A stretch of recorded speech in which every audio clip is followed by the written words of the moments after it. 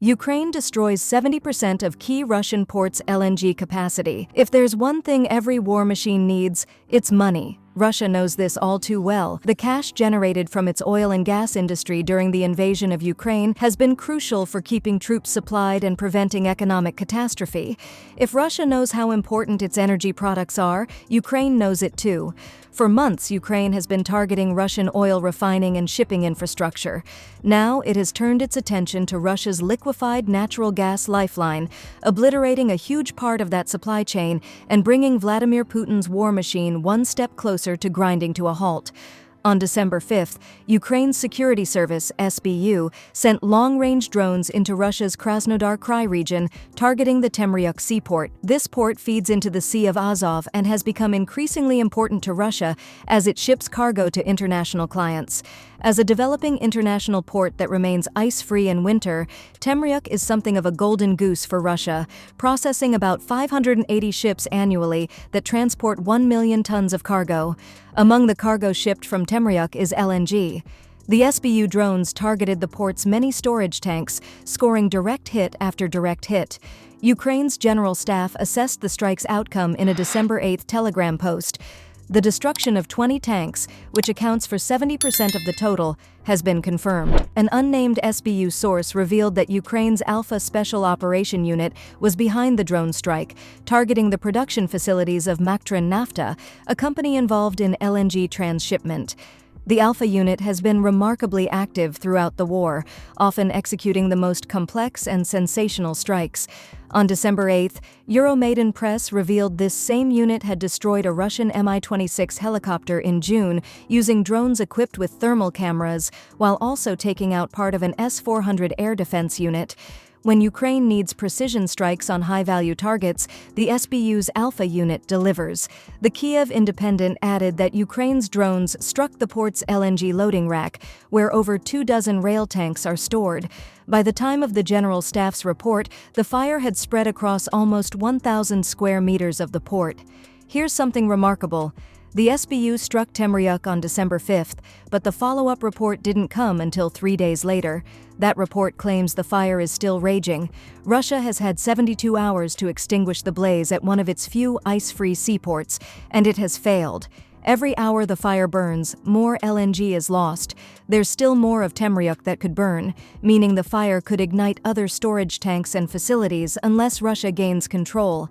That control doesn't seem forthcoming. A 20-second video shared by the Kyiv Independent shows the fire is still massive enough to be visible from apartments at a considerable distance.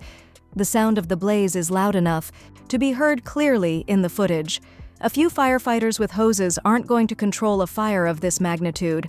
Russia may be forced to wait until the fire burns through all available fuel, after which point the Temryuk seaport may go from being heavily damaged to practically unsalvageable.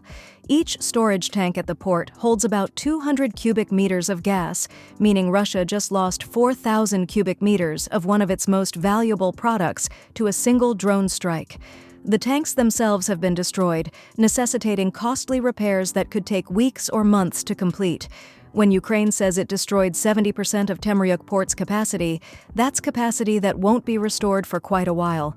For a terminal that can process 400,000 tons of LNG per year, losing the ability to handle 70% means thousands of tons of LNG won't reach their destination for the foreseeable future.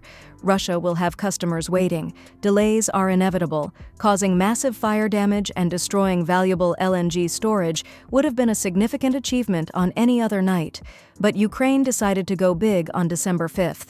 United 24 media reveals that several other targets were in Ukraine's crosshairs. In Donetsk, Ukrainian drones destroyed a Russian UAV storage facility.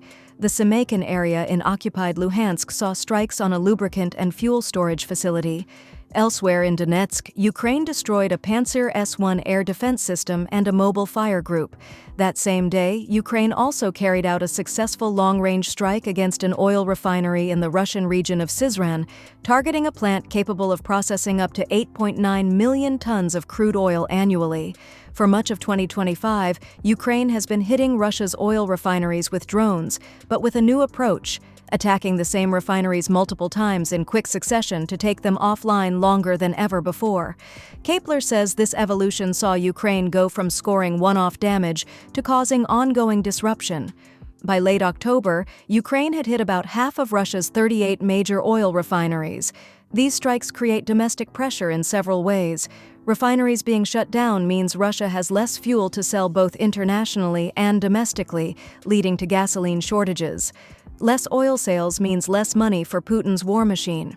After experiencing success hitting refineries, Ukraine has evolved its strategy once more. Other energy-related targets are now on the list. Several Black Sea and Sea of Azov ports have been hit, as have facilities in places like Tuapse, Sochi, and Kursk. With the Temryuk strike, LNG has been added to the list of Ukrainian targets. Ukraine is no longer just going after facilities that make energy products, it's also targeting immediate supplies that Russia has available, causing delays for domestic and international customers. Russia makes substantial money from its LNG sales, which are taxed to fund Putin's war machine. On December 1st, Reuters reported that Russia's LNG exports declined by just 2% between January and November 2025, with Russia still selling 28.4 million metric tons. Much to Ukraine's chagrin, a huge amount of this LNG is being sold to allies supporting Ukraine with military aid. High North News highlighted this problem in October, noting that far from buying less LNG from Russia, the EU has imported record levels in 2025. The bloc imported 7% more LNG during the first 6 months of 2025 compared to 2024, pumping another $4.5 billion into Russian coffers. When pipeline gas is included, the EU has imported about $120 billion of these gases over the past 3.5 years. For context, Europe has collectively allocated $188.6 billion in aid to Ukraine. The gap is nowhere near as large as it should be, and Beyond Fossil Fuels claims the true total of EU expenditure on oil, gas, and coal imports is around $216.8 billion, about $33 billion more than aid allocated to Ukraine. Ukraine's strikes on ports like Temryuk are about more than battlefield symbolism. Kyiv knows its European partners still spend heavily on Russian gas, and it's trying to choke off the cash that fuels Moscow's war. If the EU keeps paying billions for Russian fossil fuels, Ukraine's answer is simple: destroy the fuel before it ever reaches the buyers. There is some hope for change. On December 3rd, the EU agreed to permanently cut Russian gas imports in half and phase out Russian oil. The bloc plans to end all Russian LNG imports by December 31, 2026, and most pipeline gas by September 30, 2027. Until those deadlines bite, Ukraine seems intent on wrecking as much of Russia's energy infrastructure as it can. Intelligence chief Kirylo Budanov argues that drone attacks on refineries have already done more damage than 3 years of Western sanctions. The Temryuk strike may be the start of a similar campaign against Russia's LNG sector. 20 destroyed tanks at a growing export hub are just the opening shot. If Ukraine keeps hammering refineries and ports into 2026, and Europe slowly closes the door to Russian energy, Putin will be forced to confront an uncomfortable reality. Something fundamental in Russia's war machine is breaking.